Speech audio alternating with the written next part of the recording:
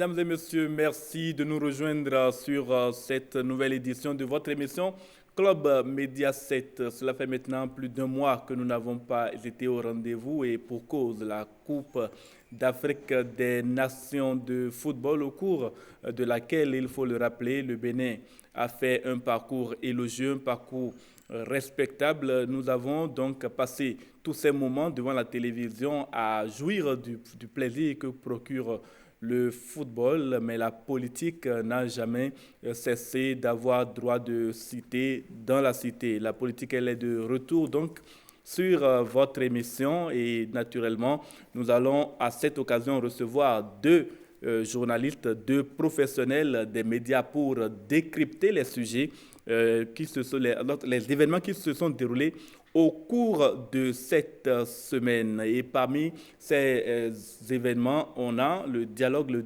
démarrage du dialogue politique, je dirais le volet numéro 1 du dialogue politique lancé en personne par le chef de l'État, le président Patrice Guillaume Athanase Talon. C'était à la présidence de la République lundi dernier.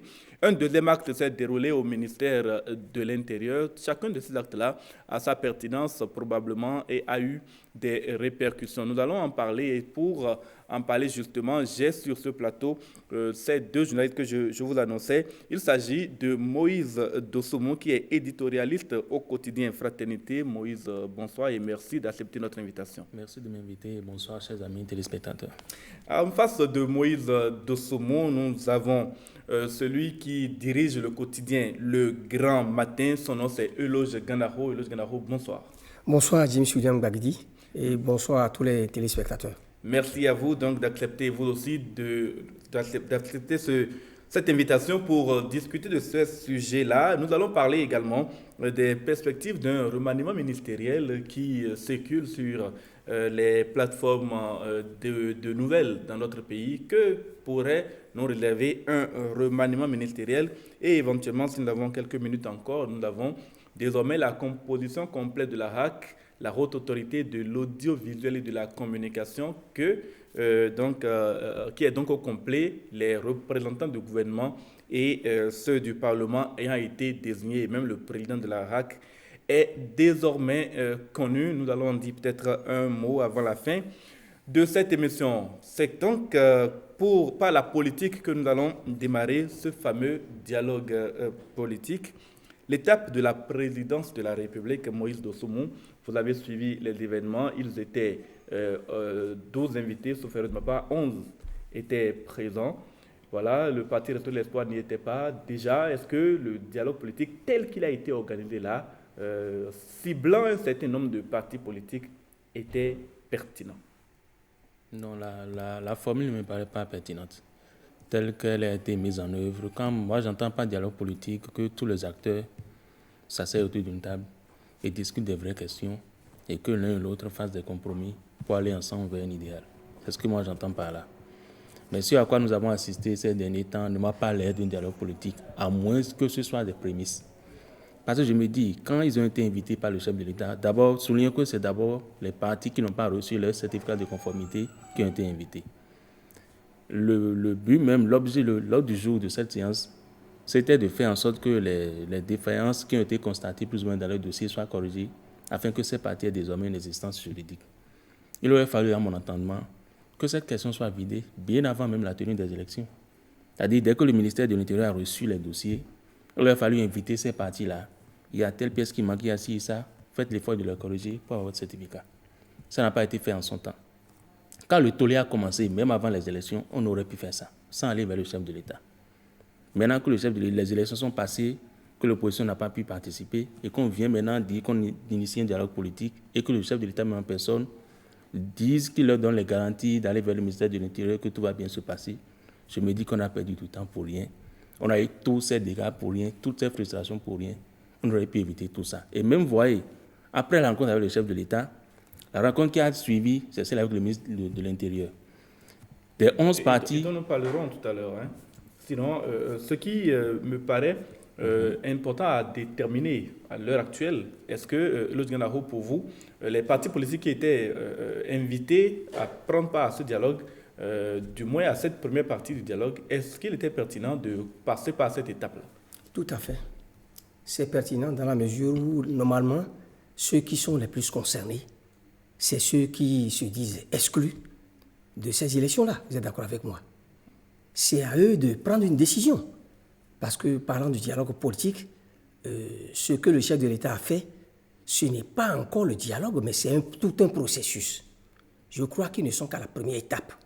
Et le président de la République a fait remarquer que le plus important d'abord, c'est de régler les problèmes que posent les partis qui se disent exclus là et qui n'ont pas pu remplir les formalités pour se mettre de conformité vis-à-vis de la charte des partis politiques.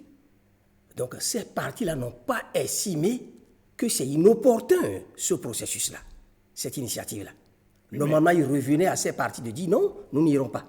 Or, la plupart de ces partis ont accepté d'aller à la rencontre. Vous êtes d'accord avec moi? Si sur les partis dont nous parlons, il y a eu près de 11 partis politiques, en dehors de restaurer les soirs qui, pour des raisons personnelles, n'a pas voulu rencontrer le président de la République. Des raisons qui ont été évoquées, mais d'abord, est-ce que pour aller discuter de l'obtention du certificat de conformité, il était vraiment nécessaire que ce soit avec le chef de l'État? Mais c'est nécessaire dans la mesure où, vous savez, le Bénin traverse une situation difficile. Depuis les élections, avant les élections, pendant les élections, et même après les élections. Vous avez vu la situation post-électorale, émaillée de violence et ceci, cela. Et n'oubliez pas que face à cette situation tendue, les violences auxquelles nous avons assisté au Bénin, il y a eu d'autres rencontres à l'international. Le sommet des chefs d'État de la CEDEAO, où des chefs d'État africains préoccupés par la situation, ces organismes internationaux préoccupés par la situation, ont insisté sur le fait que c'est nécessaire que tous les acteurs puissent se trouver un terrain d'entente à travers un dialogue. Et aujourd'hui, on ne peut pas nier, on ne peut pas dire que le peuple béninois tout entier, les citoyens, pensent que tout est déjà bien. Si on continue de prôner la paix, les citoyens, dans leur grande majorité, continuent d'appeler tous les acteurs à s'asseoir et à discuter, cela suppose que le président de la République, n'est-ce pas, qui est le chef de l'exécutif, est le premier, n'est-ce pas, à prendre l'initiative. Il ne revient pas à un ministre ou à un conseiller du président de la République de se lever et de prendre cette initiative-là. Oui, mais quand Donc, on parle de la délivrance du certificat de conformité, de différentes étapes pour le certificat de conformité, est-ce que c'était vraiment au chef de l'État de rencontrer les acteurs politiques pour qu'on en arrive là? Ah oui, puisque les acteurs politiques en question eux-mêmes pensent que le président de la République a son mot à dire, puisqu'ils exigent que le président de la République joue sa partition pour que la situation soit décantée ou débloquée. Moïse Dossomou, vous avez entendu Eloge Gandaro et d'autres personnalités ont expliqué que dans la situation du Bénin d'aujourd'hui, avec les tensions que nous avons connues, il était nécessaire que les acteurs se parlent et la première occasion, la meilleure occasion, ou toute occasion pour discuter était bonne à prendre et que le chef d'État aurait dû et devait effectivement être à la tête de cette première rencontre. Est-ce que vous partagez cet avis? Je n'ai rien contre que le chef de l'État soit à la tête de cette première rencontre. Pour moi, il n'y a aucun souci à ce niveau. Mais je dis les conclusions de cette rencontre-là. Pour moi, quand on voit la rencontre telle qu'elle a été convoquée, il n'y a pas d'ordre du jour, a priori. Donc les gens ils sont allés dans l'attente d'écouter le chef de l'État leur dire certaines choses. Mais au final, si ce n'était que pour ça, le chef de l'État aurait dû s'abstenir et laisser son ministre de l'Intérieur régler cette question-là au moins. De quoi on parle?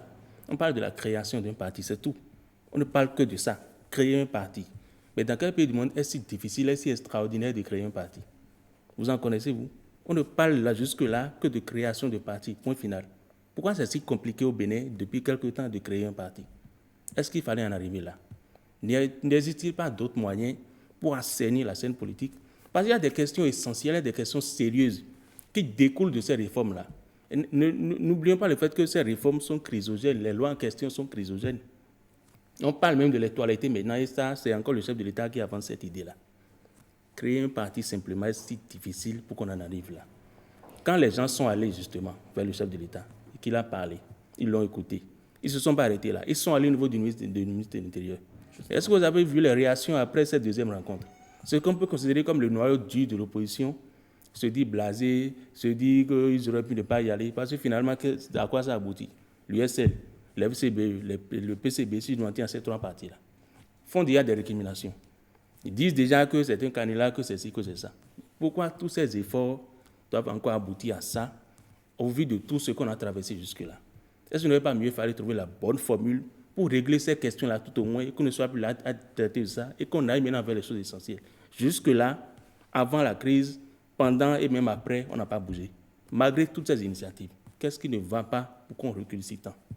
Et justement, puisque vous en parlez, l'étape du ministère de l'Intérieur, ce fut une étape au cours de laquelle les partis politiques concernés ont de nouveau reçu, je dirais, les recommandations du ministère de l'Intérieur par rapport à ce qui manque à leur dossier ou à ce qui bloque la délivrance de ce fameux certificat de conformité. Est-ce que les recommandations en question pour vous, les partis qui ont rendu publiques celles qu'ils ont reçues, étaient pertinentes?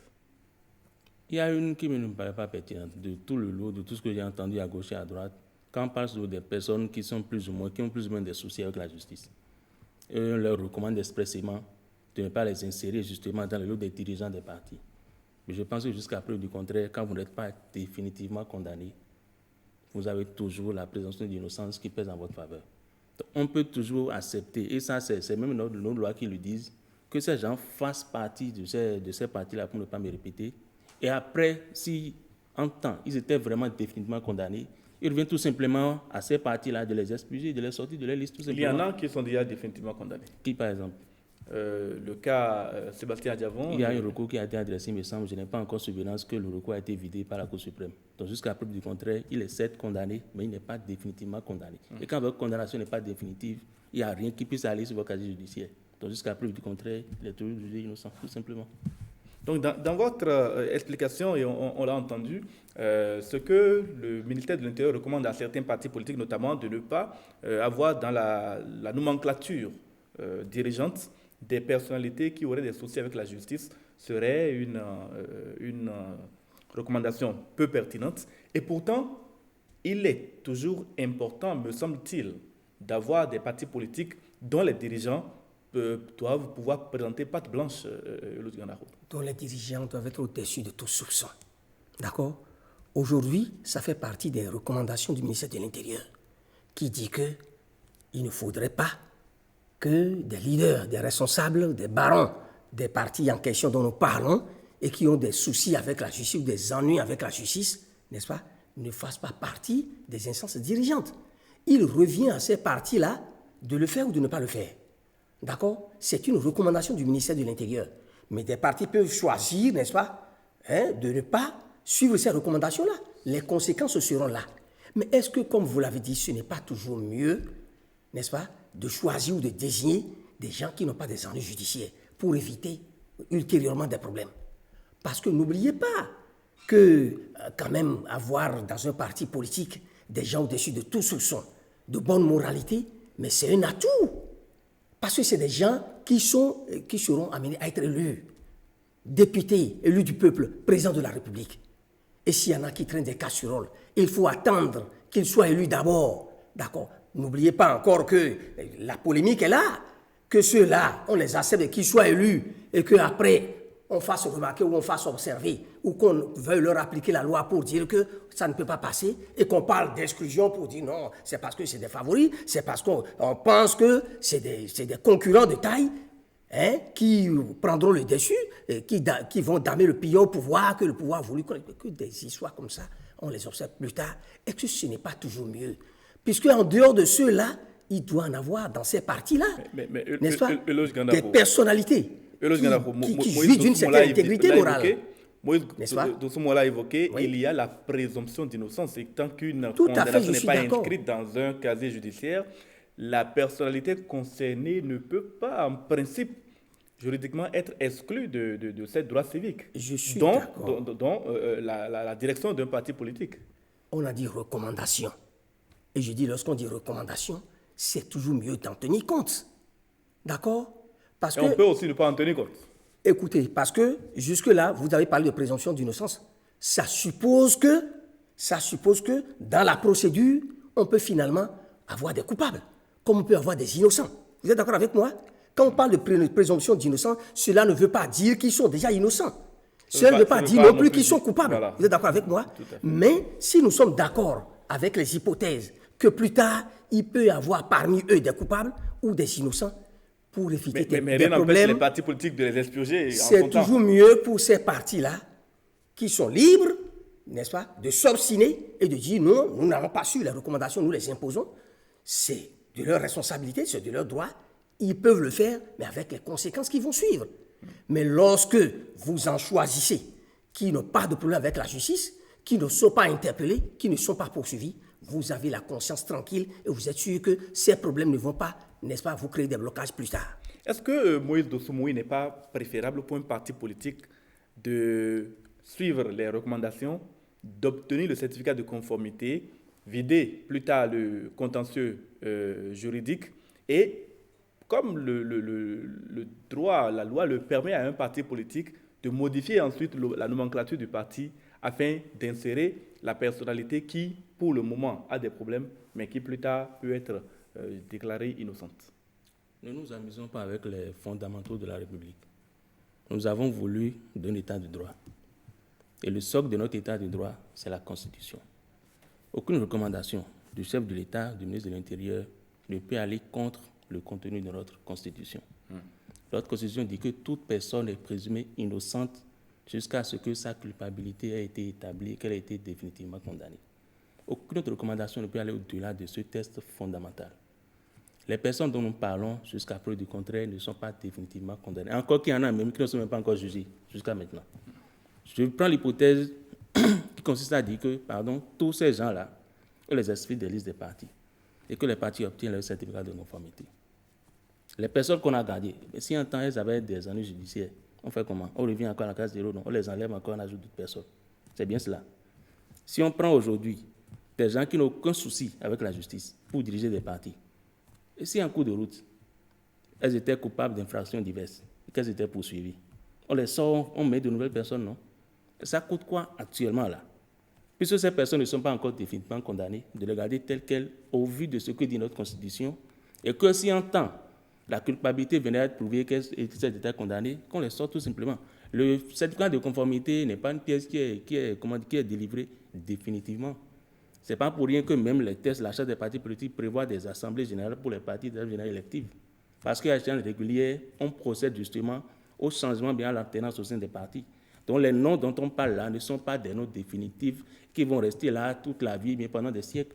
À échéance régulière, les dirigeants sont appelés à être changés. Le problème se trouve où? Si ceux dont on parle ne sont pas encore définitivement condamnés, ça coûte quoi de les garder là?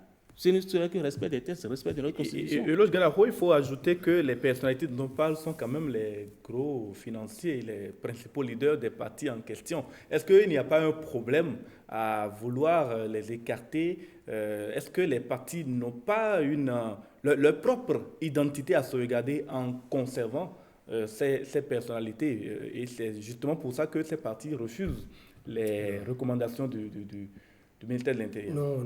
Ne lions pas cela au problème financier des partis. Parce que pas seulement financier, mais politique. Il y a de la popularité. Sinon, même depuis des décennies, il y a des hommes d'affaires qui ont financé des partis politiques. Les financements occultes dont nous parlons. C'est pas parce que on les connaît ouvertement. Le principe, c'est qu'il faut finir avec ces financements. Maintenant, lorsqu'on finit avec ces financements, je pense que dire que c'est parce que c'est des financiers, c'est des gros financiers, et si on ne les aligne pas, si on ne les désigne pas, ces partis auront des problèmes. Moi, je ne pense pas. L'essentiel, comme je le dis là, le plus important, est que chaque parti, c'est un problème d'organisation. Il n'y a pas d'indispensable, d'accord? Si c'est de gros financiers, si c'est des gens influents, je crois qu'ils peuvent toujours continuer. Rien ne leur interdit de soutenir ces partis-là. La loi ne leur interdit pas de soutenir les partis, même si ils ont des ennuis. Tout cela, nous disons que c'est avec réserve. Ça ne veut pas dire qu'ils ont rompu définitivement les amarres avec leur parti politique. S'il arrivait que demain, la justice leur délivre carte blanche et pense qu'ils sont innocents, je crois que le terrain est encore favorable. Moi, ce que je dis est que pour qu'il n'y ait pas encore de blocage, je prends par exemple le cas des FCBE. Les FCBE, par exemple, projettent une rencontre pour jeudi prochain. Mais ils ont pris acte de ces recommandations-là, mais ils ont dit qu'au cours de cette rencontre, ils vont en discuter. Le bureau politique va en discuter avec le bureau exécutif et si possible même consulter les leaders des autres partis politiques pour voir comment avoir une convergence de position. Donc voilà une attitude responsable à mon avis. Je ne dis pas que l'FCBE cautionne ça, accepte ça déjà. Mais l'FCBE pense qu'il faut prendre ce bout de temps-là pour réfléchir, discuter avec les instances du parti, n'est-ce pas? Et si possible, avoir une rencontre avec les autres partis politiques avant d'arrêter quelque chose. Quoi qu'il en soit, je pense que le terrain est encore ouvert, et le jeu est ouvert, et les acteurs... Vous savez, quand nous étions au temps fort de cette crise-là, le chef de l'État et son gouvernement ont toujours prôné le rigorisme, le respect scrupuleux des tests. Et c'est ça qui a été l'argument phare qui a été brandi. Ils n'ont pas respecté la loi, il faut respecter la loi à la lettre, c'est pour ça qu'ils n'ont pas pu participer aux élections. Pourquoi aujourd'hui on fait des recommandations qui ne respectent pas la Constitution? Pourquoi ne pas faire en sorte que les tests qu'on veut respecter là, qu'on les respecte jusqu'au bout? La question est tellement simple à mon avis que je ne comprends pas. Et l'autre chose, si nous en sommes arrivés là, c'est parce qu'il y a des exclus qui n'ont pas participé à une élection. Pourquoi forcer dans l'exclusion? Alors qu'on veut régler un problème, pourquoi poursuivre dans l'exclusion au lieu de militer pour l'inclusion? Alors, justement, pour poursuivre justement ce dialogue, ce que nous constatons aujourd'hui, si on en reste là, c'est qu'il y a au moins déjà deux grandes forces de l'opposition qui risquent de ne pas poursuivre le dialogue, parce que n'ayant pas respecté les recommandations, le risque serait de ne peut-être pas obtenir le certificat de conformité, et sans certificat de conformité, ne pas être en mesure de participer à la suite du dialogue. Et dans cette circonstance, quel sort pensez-vous qu'il faut relever à ce dialogue futur qui devrait normalement réunir, dès que les certificats de conformité seront délivrés, les partis politiques légalement reconnus au Bénin? Je ne voudrais pas être pessimiste. Je continue de croire que nous sommes toujours capables du meilleur, quelles que soient les difficultés qui peuvent se poser à un moment ou à un autre. Mais seulement je constate avec regret que tout ce qu'on a traversé jusque-là ne nous a pas servi de leçon, et qu'au lieu de chercher à régler le problème pour de bon, on crée encore d'autres crises qui peuvent, je dis bien qui peuvent, mais non qui doivent, qui peuvent encore causer des problèmes pour l'avenir. J'espère seulement qu'avec le temps, les uns les autres vont se raviser et qu'on pourra sauvegarder l'essentiel. Eloge Gandakho, on en est donc à une situation où il y a ce risque, cette possibilité que certains acteurs politiques ne participent pas au dialogue futur. Est-ce que dans les circonstances actuelles, on n'a pas besoin d'un médiateur véritablement entre le pouvoir politique et les acteurs politiques de l'opposition notamment? Je n'écarte pas cela. Mais à l'étape où nous sommes, attendons d'abord. Vous avez dit tout à l'heure, c'est clair, au niveau de Restaurer les Soirs, qui n'a même pas participé à la rencontre avec le président de la République. On sait que non plus été au ministère de l'Intérieur. C'est clair que leur position est qu'ils ne veulent pas discuter avec un pouvoir qu'ils qualifient de dictatorial, un chef d'État qu'ils qualifient de dictateur, et qu'ils pensent que le certificat de conformité, ça n'existe dans aucune loi, ceci, cela. Cette position-là, voyez-vous comment il faut l'apprécier. Et à côté des PCBE qui disent que non, qu'ils ont déjà rempli toutes les formalités et qu'il n'est pas question pour eux maintenant de revenir sur les mêmes choses. C'est des positions différentes. Voyez cette division au niveau de l'opposition. Alors que la grande majorité de l'opposition pense que c'est opportun, qu'il faut aller d'abord rencontrer le président de la République, qu'il faut aller au ministère de l'Intérieur parce qu'ils veulent attendre la bonne foi. Dans ces conditions-là, il faut être réaliste et dire que dans ce processus de dialogue, d'accord, de discussion, il peut y avoir des blocages, il peut y avoir des désaccords. Ne nous alarmons pas sur cela. Les difficultés, ça peut toujours survenir. Mais ce qu'il faut est que chaque camp fasse preuve de flexibilité, fasse preuve d'ouverture et de concession. Je ne dis pas uniquement pour les partis de l'opposition, mais je dis que tous les camps doivent faire preuve d'ouverture et de concession. Quelle est la part de flexibilité que vous auriez attendue du gouvernement pour que le dialogue puisse avancer? Ce que moi j'attends du gouvernement, puisque la bonne foi est déjà là. Le président de la République a initié des rencontres avant les élections. D'accord? Certains ont choisi de pratiquer la politique de la chaise vide. Or, ce n'est pas ça. J'ai même aimé ces derniers temps ces partis de l'opposition qui n'ont pas voulu suivre d'autres, parce que d'autres auraient voulu que, carrément, il n'y ait plus de dialogue, compte tenu de la suspicion, compte tenu des soupçons. Or, les soupçons ne constituent pas des preuves. On a vu ceux qui ont participé qui disent déjà qu'ils n'auraient pas dû participer. Là, c'est une question de responsabilité. Puisque les mêmes dont vous parlez, il y a quelques jours, moi, je les ai entendus dire que non, qu'ils ne veulent pas s'aligner sur la position de ceux qui font preuve de radicalisme et qui disent que ce n'est pas la peine de rencontrer le chef de l'État. Ils l'ont dit. Si aujourd'hui, maintenant, ils reviennent dire qu'ils sont déçus, ils ont des raisons de le dire. Mais ils sont responsables, ils doivent assumer ce qu'ils ont fait. Je pense qu'on réfléchit. S'ils ont estimé que non, la démarche est raisonnable et qu'il ne faut pas refuser de rencontrer le président de la République, qu'il ne faut pas refuser de rencontrer le ministre de l'Intérieur, qu'il faut s'engager dans le processus, je pense que c'est des gens responsables. J'estime que c'est des leaders responsables qui ont pris une telle décision. S'ils reviennent dire maintenant qu'ils sont déçus, ils sont là également les seuls à savoir pourquoi ils sont déçus. Mais ça ne doit pas être une fin en soi. Parce que je vous ai dit maintenant que dans de tels processus, les désaccords, ça peut arriver.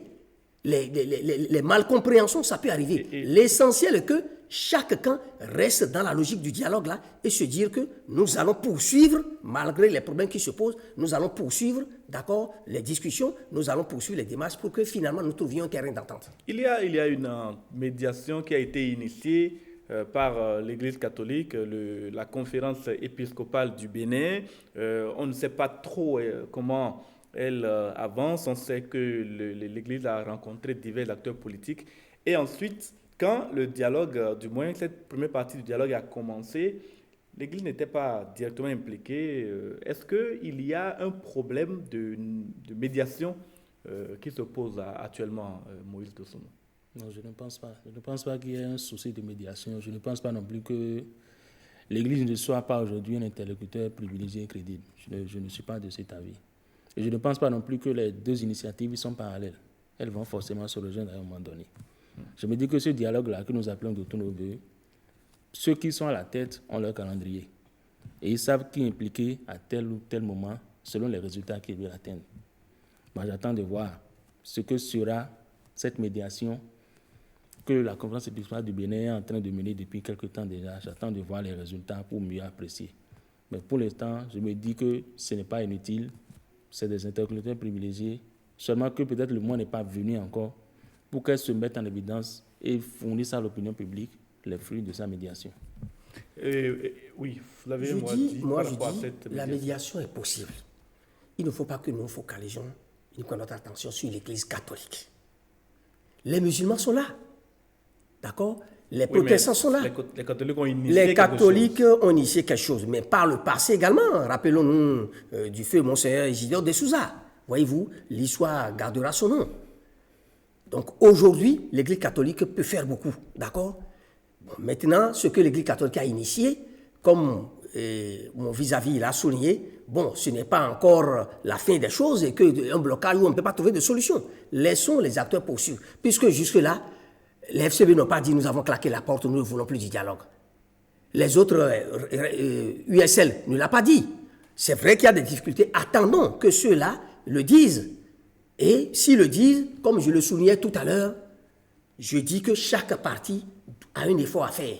Je ne dis pas que c'est l'opposition seule qui doit faire preuve de flexibilité. Au niveau du camp, de ceux qui sont au pouvoir, du président de la République, si chemin faisant, il se fait que d'autres problèmes naissent et qu'il y a des difficultés, le président de la République peut revoir encore la situation.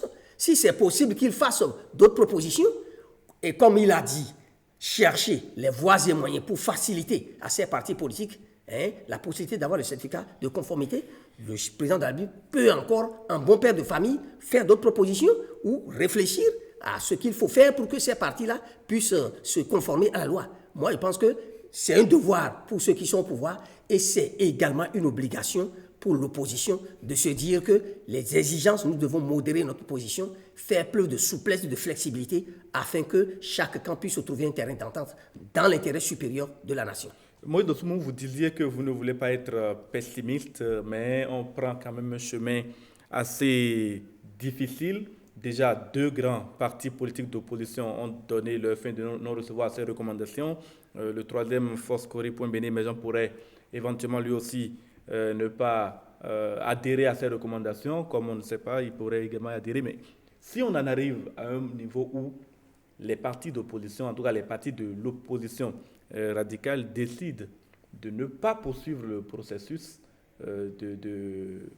d'obtention de certificat de conformité, et donc seront éventuellement exclus du dialogue dès l'élection à venir et de la suite d'un processus, qu'est-ce qu'il faut attendre? Est-ce qu'on n'est pas en train de jouer encore une fois avec la paix et la démocratie dans notre pays? C'est ce que je disais tantôt. Et je ne vois même pas là d'opposition radicale, d'opposition sur tout le reste. Les partis que vous citez là, ce sont ces partis-là que nous connaissons comme partis d'opposition. Le reste, moi, je ne sais pas où les mettre. En tout cas, ils ne sont pas dans la position, dans mon entendement, au vu de l'effet de gestes, au vu de leurs déclarations. Il n'y a que ces 3 ou 4 partis-là plus qui sont réellement de l'opposition et qui le démontrent au quotidien. Si en cours de route, je ne le souhaite pas, ce dialogue-là venait à ne plus porter ses fruits, mais les querelles, les tiraillements vont se poursuivre tout simplement. Et il faut forcément un moyen ou un autre qu'on arrête tout ça et qu'on s'asseye et qu'on discute. Mais j'ai le sentiment que tout ce qui se passe là, tout ce qui s'est passé n'a pas servi de leçon. Ce qui se passe maintenant, pour moi, ce n'est même pas un dialogue. On est encore en train de créer les conditions d'autres choses que nous ne souhaitons pour notre pays. Il faut que les uns et les autres sachent raison garder et qu'on aille réellement au fond du problème au lieu de tourner autour au risque de créer encore une implosion. Et qu'est-ce que vous auriez attendu que les acteurs politiques de cette opposition fassent, eux, comme concession? Qu'est-ce que c'est parti? Je disais au début de cette émission qu'on parle de création de partis. C'est tout. Moi, je ne vois même pas où est le problème. Créer un parti dans ce Bénin aujourd'hui-là, c'est devenu chose compliquée, chose extraordinaire. Au Bénin aujourd'hui, créer un parti, tout simplement. Même avec cette nouvelle charte-là, je ne comprends toujours pas comment c'est si difficile. On ne parle que de ça, hein, créer un parti. Comment c'est si difficile? Je ne vois pas quelle concession il peut faire, qu'il soit de la mouvance de l'opposition. Je ne vois même pas la concession qu'on demande. Les gens ont estimé qu'ils ont réuni toutes les conditions. Le pouvoir dit non, je vais vous faire des recommandations sur la base de quoi? Jusqu'à présent, je ne vois pas encore. Il me semble qu'ils savent tous où se trouve la solution, mais ils ne sont pas disposés à y aller. Eux seuls connaissent leurs intentions. Ce qui est certain, il y aura forcément à un moment ou à un autre cette nouvelle rencontre avec le chef de l'État et j'espère que ces acteurs politiques pourront décanter la solution. Nous n'avons qu'un seul Bénin, nous l'avons toujours dit, nous n'avons qu'un seul Bénin, nous n'avons qu'un seul pays, nous avons besoin de paix, nous avons besoin de sécurité pour le développer. Et justement, pour développer ce pays, il y a un gouvernement qui est à l'œuvre et ce gouvernement pourrait éventuellement changer bientôt. Il y a cette rumeur qui circule sur les réseaux sociaux et désormais également sur plusieurs plateformes d'information, donc de journaux. Et on parle d'un prochain remaniement ministériel. Est-ce que, Lodj Gandakho, vous pensez que le moment se prête à un remaniement actuellement? Moi, je ne saurais le dire, parce que le président de la République, lui seul, a ce pouvoir-là. Hein? Vous savez, je ne sais pas si aujourd'hui il a fait son diagnostic, qu'il pense qu'au niveau de son gouvernement, il y a mal donne, ou il y a des postes ministériels qui ne fonctionnent pas que cela se doit, ou qui n'a pas été satisfait, n'est-ce pas, de certains membres du gouvernement, de certains de ses collaborateurs, et qu'il faille les remplacer. Moi, je ne le sais pas. Je ne sais pas où se trouve la pertinence de cela. De toutes les façons, c'est des supputations, c'est des rumeurs. Moi, aujourd'hui, je n'ai pas fait une appréciation au point où je dirais que c'est très urgent de procéder à un remaniement ministériel. C'est le président de la République, Patrice Talon, qui a composé son gouvernement. Il lui revient de faire le point. Et actuellement, je ne vois pas les Béninois être préoccupés par un remaniement ministériel. Ce n'est pas ce qui préoccupe actuellement les Béninois. Les Béninois sont préoccupés par leur quotidien, leur vécu quotidien, le social, l'emploi, n'est-ce pas, les conditions de vie, la sécurité et autres. Donc, je pense que si, dans les jours à venir, il y a effectivement cela se confirme, et s'il y a un remaniement ministériel, nous attendons de voir ce que le président de la République va proposer de nouveau. Dans le cas contraire, je pense que le plus important maintenant, ce n'est pas un remaniement ministériel, mais c'est de pouvoir, comment dirais-je, exhorter ceux qui sont avec le chef de l'État à faire davantage, à poursuivre les efforts pour satisfaire une majorité de population qui n'attendent que la sécurité, une réelle sécurité, qui n'attendent que le mieux-être au quotidien. C'est ce que moi je pense. Est-ce que Moïse Dossoumo, un objectif politique ne peut pas être derrière un remaniement après les événements que nous avons vécus au Bénin, éventuellement pour redistribuer les cartes et insérer peut-être des acteurs politiques qui se sentent de l'autre côté exclus? Nous ne sommes pas encore au point d'un gouvernement d'union nationale, comme on se plaît à le dire un peu partout autour de nous. Mais si cela devait advenir, je ne vois pas la pertinence d'un membre de l'opposition de faire partie d'un gouvernement. Ça veut dire d'office qui n'est plus de l'opposition. Il devient membre du gouvernement. Vous pensez que les pays où les opposants acceptent d'aller au gouvernement, on a vu le cas récent au Mali, ces acteurs-là ne sont plus de l'opposition? Non, je n'arrive pas à comprendre. Une opposition, c'est qu'on est contre le style de gouvernance d'un chef d'État. Pour moi, c'est ça. Vous ne pouvez pas être contre le chef d'État et être en même temps membre de son gouvernement. Ça, Mais finalement, vous savez à on quoi? peut accepter de mettre cette Le compétence ministre ne au vient pas au service. gouvernement juste pour des fins politiques. Il est là aussi pour des œuvres de développement. Et c'est parce qu'il adhère à ce que le chef de l'État prône qu'il est membre de son gouvernement. Et quand vous êtes membre du gouvernement, vous mettez en politique, vous mettez en œuvre la politique du gouvernement et non ce que vous pensez au sein de l'opposition. Donc si un membre de l'opposition venait à être nommé ministre et qu'il accepte, c'est qu'il perd d'office sa qualité d'opposant. Il devient tout simplement un champ de la gouvernance en cours. Pour ma part, pour revenir à la question du remaniement, je pense que c'est le chef de l'État qui est habilité à décider ou pas. Mais je pensais, comme beaucoup de Béninois, que juste après les législatives, comme on a l'habitude de le constater, qu'il y a un remaniement. Mais vous avez constaté que tous les ministres qui ont été élus députés se sont désistés au profit de leurs suppléants. Et ils ne peuvent pas prendre cette décision sans avoir recueilli l'avis favorable du chef de l'État. Donc à partir de cet instant, et considérant que l'Assemblée nationale, étant déjà, de par sa composition, très proche du gouvernement, parce que qu'est-ce qui fait décider un chef de l'État à faire un remaniement? Au-delà des questions de développement, il y a aussi les questions politiques. Genre, il y a des compromis à l'Assemblée, il y a des consensus à faire pour avoir la paix, la cohabitation et tout le reste. L'Assemblée est complètement acquise à sa cause. Donc, il n'y a plus personne pour le bloquer du point de vue politique. Donc, à partir de moi, quand on considère ces deux options, l'Assemblée qui est avec lui à 100%, et de l'autre côté, lui qui dit à tous ses ministres rester au gouvernement, je ne vois pas l'importance d'un remaniement à l'heure actuelle. N'empêche, il y a encore un poste qui demeure vacant au sein du gouvernement, c'est le poste du ministre de la décentralisation, dont celui d'en charge des transports sur l'intérim.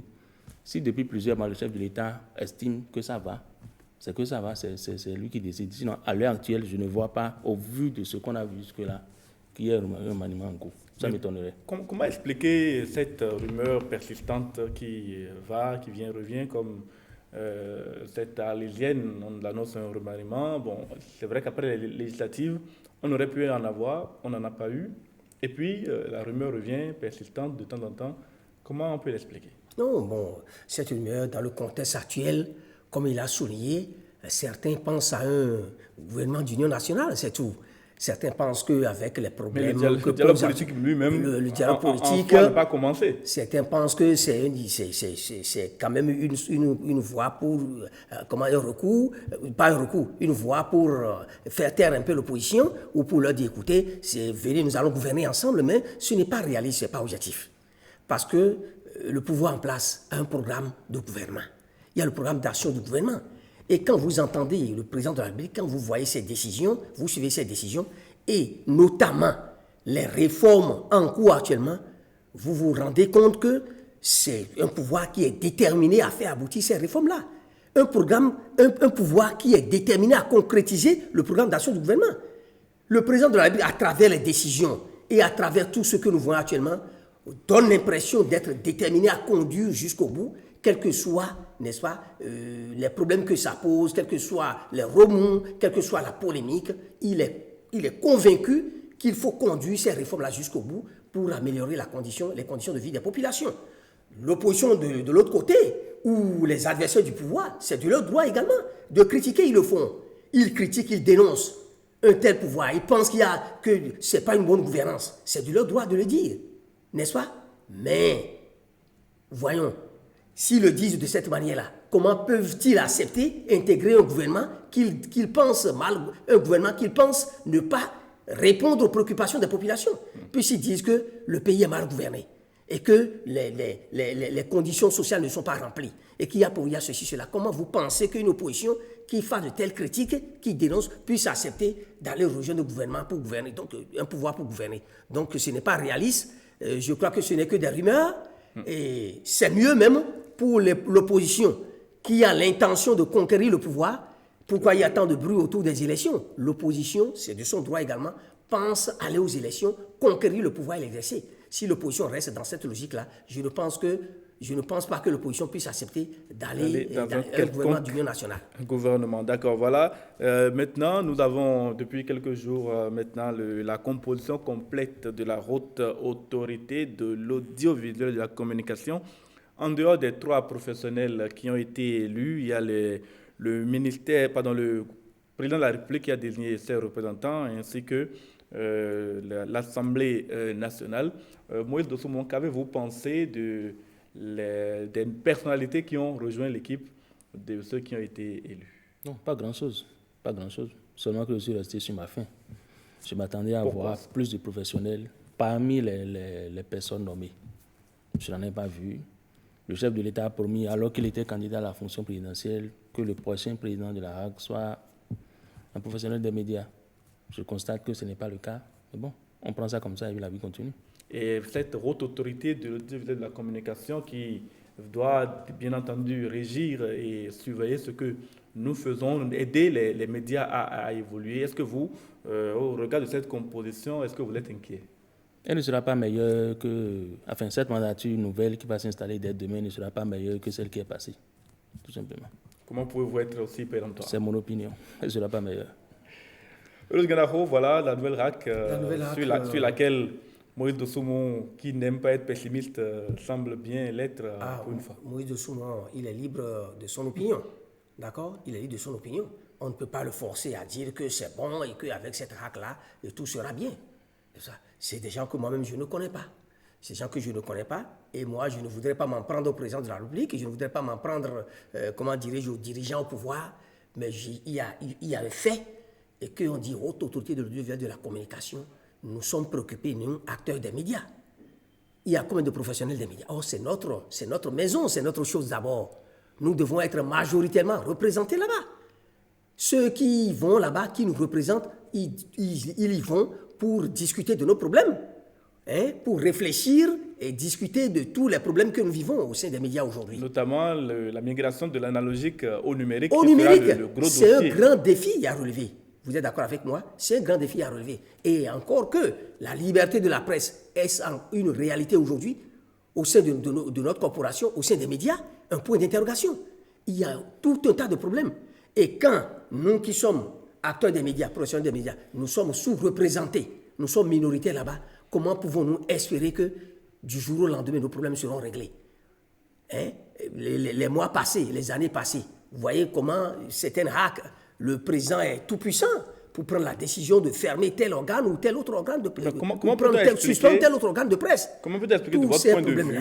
Comment peut-on expliquer de votre point de vue que, en dépit de la multiplicité des professionnels dans le pays, que les acteurs politiques, gouvernement, parlement, aient choisi des personnalités qui n'ont pas le profil de journalistes ou de professionnels pour entrer à la RAC? Peut-être les intérêts ne sont pas les mêmes.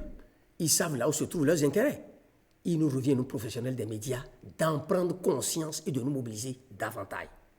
La loi organique de la RAC, si cette loi-là reste telle, le problème va toujours se poser. Nous, acteurs des médias, nous ne sommes pas unis. Nous-mêmes, pour aller d'abord à la RAC, nos élections, vous voyez dans quelles conditions ça se passe. Avec beaucoup, nous y allons diviser. Nous y allons diviser, ça devient pratiquement une guerre. Or, ça ne devait pas être ainsi. Nous devons rester unis. Nous sommes concernés par ces problèmes-là. Et tant que nous ne serons pas unis, nous ne serons pas forts. Donc, nous devons prendre conscience de ces problèmes qui se posent. Parce qu'aujourd'hui, nous continuons d'être minoritaires au sein de la RAC. Comment pouvons-nous espérer que ces problèmes-là seront réglés? Les institutions dont vous parlez, l'Assemblée nationale, le gouvernement et autres, là, ont aussi leurs intérêts. Ils veulent être majoritaires au sein de la RAC. Ils ont des problèmes à défendre, ils ont des intérêts à défendre.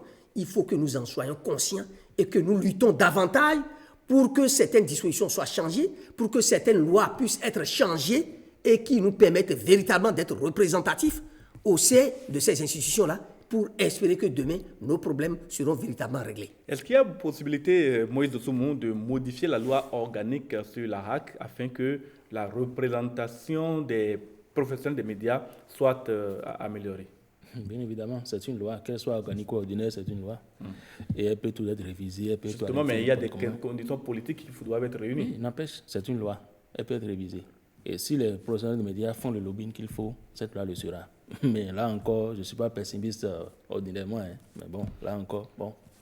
Qu'est-ce qui vous rend pessimiste par rapport à ce dossier? Est-ce que vous avez, comme le pense Eulogui Ngardaho, perçu cette division dans le métier parmi les professionnels? C'est coup bas que certains se sont donnés pendant cette campagne électorale qui a abouti à l'élection des 3 membres de la HAC élus par les professionnels? Aucune élection n'unit, aucune élection. Quand on dit élection, déjà, c'est qu'il y a des camps. C'est après l'élection qu'on peut se retrouver. Sinon, pour moi, même de choisir de l'élection, on n'est pas toujours divisé. Donc pour moi, ça c'est normal, il y a aucun souci à ce niveau. Ce qui me paraît curieux et déplorable, c'est qu'au fil des années, vous voyez un peu les associations fêtières que nous avons. Je ne trouve pas vraiment des gens qui sont prêts à défendre la corporation. Je ne vois pas des gens qui vont au fond pour défendre leur métier. De plus en plus, ces organisations la perdent en qualité. Et je me demande dans ces conditions comment faire le lobbying. Parce que s'ils doivent faire le lobbying, ce n'est que par ces associations-là. Mais je ne vois pas ceux qui les dirigent, mais ceux qui font que ces associations tournent, être préoccupés justement par la restauration de la presse. Je ne perçois pas ça à travers les actions. Et d'ailleurs, à ce propos, les élections au niveau de ces associations fêtières, c'est pour très bientôt et certains de nos confrères commencent déjà à nous montrer leur appétit. Est-ce que vous pensez qu'on peut faire quelque chose pour améliorer, pour changer la façon dont fonctionnent ces associations fêtières et bien sûr par la suite obtenir des choses de la part du gouvernement, de la part de la HAC et autres pour l'image des journalistes? C'est pourquoi je dis, nous devons réfléchir pour savoir où se trouve. On n'a pas manqué de faire les états généraux de la presse. Les états généraux, on a fait ça. On a fait, mais qu'est-ce qu'on en a fait? Oui, justement, quand vous dites qu'il faut réfléchir, c'est rangé dans les tiroirs. Qu'il faut réfléchir, c'est si encore je dis des qu'il états faut généraux réfléchir, que vous nous je recommandez. fais allusion à ceux qui sont surtout concernés, les professionnels des médias, les journalistes. Oui, non. Ceux-là qui travaillent dans une situation précaire, ils doivent en prendre conscience. Parce que c'est eux qui vont voter. C'est eux les électeurs. Et lorsqu'ils n'en prennent pas conscience, lorsqu'ils ne prennent pas conscience des difficultés qu'ils traversent au sein de leurs organes de presse, des problèmes auxquels ils sont confrontés au quotidien, et ils tiennent compte seulement des miettes qu'on leur jette ou des promesses non tenues pour aller voter, je crois qu'ils ont intérêt à réfléchir, à prendre conscience, parce que ça fait quand même plusieurs années qu'on a voté. Et rien ne change. Il faut qu'ils prennent conscience de cette situation-là pour se dire que maintenant, vraiment, allons voter, mais pour des gens qui puissent vraiment défendre la corporation, défendre les intérêts de la corporation, travailler véritablement pour le bien-être de la corporation. Je le dis, pas seulement aux professionnels des médias, mais également aux responsables des organes de presse. Parce que lorsqu'on est responsable, on a des charges, n'est-ce pas? On a des charges énormes, on a des responsabilités vis-à-vis des entreprises qu'on dirige. Et lorsque aujourd'hui on subit la pression du fisc, aujourd'hui lorsque on a des difficultés pour améliorer la condition de vie de ceux qui travaillent pour vous, ceux qui sont vos employés, vous avez intérêt, c'est une obligation pour vous de travailler de manière unie et de réfléchir à comment vous allez sortir cela du pétrin. Donc, c'est une interpellation aussi bien aux professionnels des médias, aussi bien aux patrons des organes de presse qui ne s'intéressent pas uniquement aux élections, comment faire pour devenir patron ou ceci président des instances dont nous parlons, mais qui sont de plus en plus au défi, au cahier de charge, à tout ce qu'ils peuvent faire pour réellement travailler pour l'amélioration des conditions de vie des professionnels des médias. Vous auriez pu mettre l'expression à la première personne du pluriel pour dire non, vous êtes patron de presse. Je suis patron de presse. Directeur de publication. Pourquoi j'en parle justement? Directeur de publication du quotidien Le Grand Matin, et donc vous êtes concerné vous-même par ce plaidoyer que vous venez de lancer. Je ne jette pas seulement la balle aux autres, mais nous sommes tous concernés. Nous n'avons pas encore fait ce qu'il faut pour que nous-mêmes, parce que nous n'allons pas uniquement dire que c'est ceux qui sont au pouvoir, c'est les dirigeants qui vont se dire, mais nous-mêmes, entre nous, est-ce que nous sommes unis? Est-ce que nous sommes conscients de la situation que nous vivons? Soyons unis, réfléchissons ensemble ce qu'on a fait par le passé. Si ça n'a pas abouti, revenons en nous-mêmes et ensemble, unis, nous pourrions faire de nouvelles propositions et lutter pour la corporation. On parle de cette affaire de restaurer la presse, d'être unis et tout le reste là. Mais le combat commence d'abord dans la rédaction, à travers nos publications, les émissions que nous faisons. Combien de manchettes voyez-vous dans ce pays qui parlent des vraies questions relatives à la presse, à la condition de la presse? Dans les radios, les télévisions, justement. Les télévisions et tout ça, moi j'en fais. Et je ne parle pas de moi. Combien de manchettes, quand vous voyez toute la presse écrite, la panoplie de titres qui existent, combien de manchettes sont réservées à ces questions-là? Ce n'est qu'à l'occasion du 3 mai qu'il y a quelques magazines, quelques titres passés par la presse, ça s'arrête là. Au cours de l'année, les vraies questions qui sont relatives à la presse là, combien d'entre nous en parlent? Mais les pays dont nous prenons le modèle... Nous sommes toujours prêts à parler des autres, les médecins vont mal, les vont mal, ils vont mal. Nous-mêmes là, à travers nos publications, nos faits et gestes, est-ce qu'on pense à nous? Est-ce qu'on pense à nous? C'est tout ce que je dis, est-ce qu'on pense à nous? Combien d'entre nous aident le gouvernement, aident tel acteur par rapport à ça? Le sujet est très intéressant, mais nous n'allons pas pouvoir le débattre plus longtemps. Nous allons finir cette émission. J'ai pu vous voir à la télé ces derniers jours, Moïse Dosoumou, pour finir avec vous à la télé par rapport à l'organisation de la semaine de l'ENAC béninois. C'était une activité concernant, vous êtes ENAC, concernant donc les anciens de l'ENAM. Pouvez-vous nous en dire quelques mots pour clôturer cette émission? L'association des ENAC de Bénin, dont je suis membre, a voulu organiser la première édition de cette semaine-là pour que les ENAC qui sont dans le pays là se réveillent, se mettent ensemble. Parce que voyez-vous, quand on parle d'administration, on parle d'abord aux ENAC. C'est nous la matrice, c'est nous le noyau dur de l'administration. Mais est-ce que nous entendons? Est-ce qu'on donne de la voix par rapport aux réformes, par rapport à tel aspect?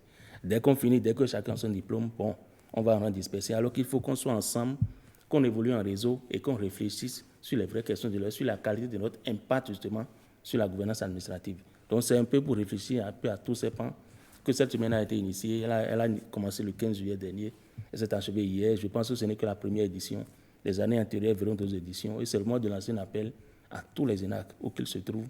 Si vous êtes détenteur d'un diplôme de l'ENAM, rejoignez l'association et ensemble, nous irons loin. Merci à vous, Moïse Dosoumou. Vous êtes éditorialiste au quotidien Fraternité. En face de vous, Eloge Ganaro, directeur de publication du journal Le Grand Matin. C'était Club Média 7 de retour dans vos maisons après quelques semaines de suspension due à la Coupe d'Afrique des Nations. On n'a pas dit du bien, tout le bien que nous pensons de la performance des écureuils du Bénin. Mais quand même, il faut également encore une fois les saluer. Merci à tous de nous avoir suivis. À dimanche prochain avec Merci.